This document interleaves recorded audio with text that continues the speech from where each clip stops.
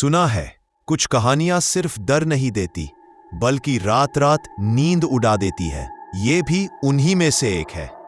काला जिन का श्राप, भयंकर हॉरर हिस्ट्री।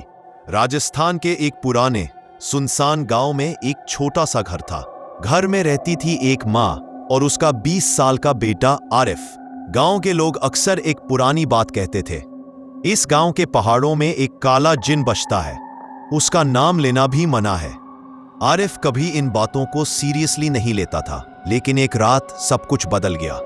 रात की आवाज 12 बजे, तेज हवा चल रही थी, खिड़कियां आपस में टकरा रही थी। आरिफ को लगा कोई बाहर से आवाज आई है। आरिफ आरिफ बिल्कुल धीमी पर सीने को चीर कर निकली हुई।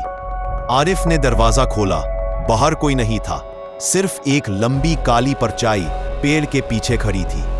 उसकी गर्दन धीरे धीरे उल्टे तरफ मुड़ रही थी। काली आंखों वाला जिन। रात को आरिफ ने महसूस किया कि कोई चादर खींच रहा है। जब उसने पलटकर देखा, बेड के पैरों की तरफ काली आंखों, लंबे नाखून और जले हुए चेहरे वाला जिन बैठा था। वो सीधा आरिफ की तरफ देख रहा था। उसकी सांस ठंडी लेकिन आवाज गरम जहर जैसी।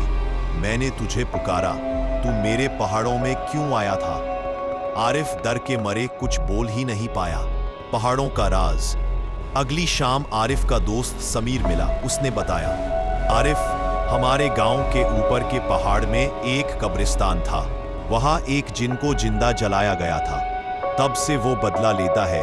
जो भी उसका नाम लेता है वो उसका हो जाता है। आरिफ का चेहरा सफेद पड़ गया, क्योंकि कल रात उसने दरवाजा खोलते वक्त हिचकी में वही नाम बोला था, काला जिन।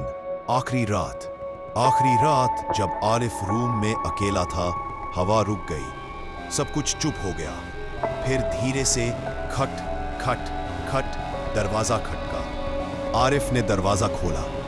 बहुत बड़ी काली जाली हुई शक्ल सामने थी। जिन, आज तू मेरे साथ चल। पूरा घर का अंधेरा आरिफ को निगलने लगा। अगली सुबह मां ने देखा, आरिफ कमरे में नहीं था, सिर्फ दीवार पर जलते खाल के निशान बने हुए थे।